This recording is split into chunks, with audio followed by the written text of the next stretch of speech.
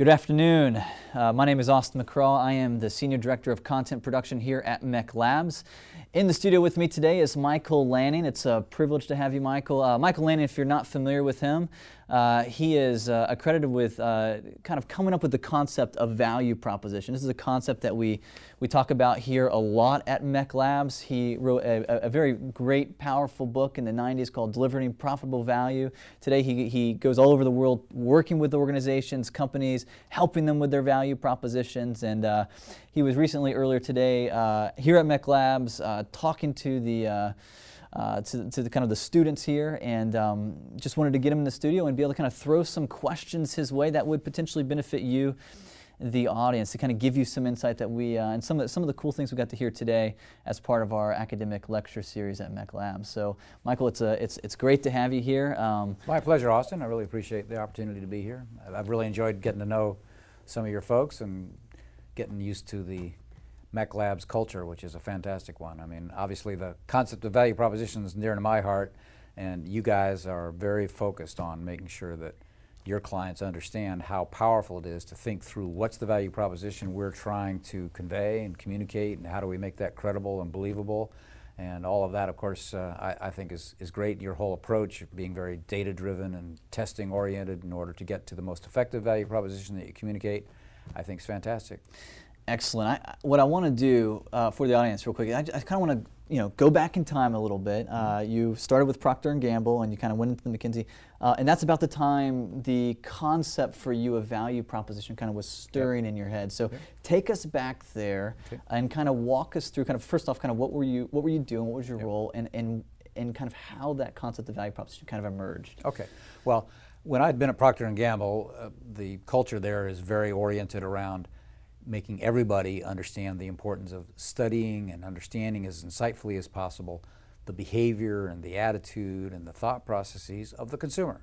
The consumer is the source of all success and wealth for a Procter & Gamble, and you learn to try to not only think about the consumer, but try to sort of what I call become the consumer. Study what they're doing, what they're thinking, how they're behaving, and using that understanding and trying to see life through the eyes of that consumer, so that you can come back and say, how can we fashion our products, our packages, the way we distribute through stores, our advertising, everything that we do in such a way as to make that consumer better off in their life by using our products. So that was kind of the natural way of thinking about business and how to make money when I was at P&G. But I had heard that in general, a lot of what happens in packaged goods is particular to packaged goods. It's about consumers, and it's about TV advertising, and it's about a whole lot of aspects of that business which are very different when you get to high tech or to big heavy industry, extractive industries, commodity businesses, long complex chains. Everything works differently. So I wanted to understand, what does that really mean, and what's applicable from what I had learned and what isn't. And so I joined McKinsey & Company, and I had the opportunity to work in a number of businesses that weren't standard consumer packaged goods businesses, and I was around a lot of people who thought about strategy at a very broad, generalized level. And so I was trying to understand, so what is the paradigm? What is the framework? Is it different than what I learned in a consumer packaged goods context, or is it in some ways the same? And what I found, to my surprise to some extent, was it was indeed quite different. That the basic assumption that McKinsey used, and that a lot of the academic approach to strategy used, was to say that a business should be understood as the integration of all functions around the same topic, the same purpose. That made a lot of sense to me. But what was that topic around which the functions should be integrated? Well, the answer seemed to be really the product. What product are we going to make? How are we going to make it? How are we going to sell it? To get those answers right, and we have competitive advantage in doing some of those things compared to our competition, then we'll win. And it struck me that, well, that's not quite the same thing as putting what happens to the customer, be that a consumer or an industrial customer. That's not the same thing as putting that customer's life, their business, what happens to them, as at the center of the business. And when I would ask people about that, they would say, oh yeah, well, so you're talking about marketing. You do that at the end, after you figured out what product to make, how to make it, how to distribute it. Then of course you need to position it to the customer so that the customer thinks that it's a good deal. And I thought, there's something wrong with this picture.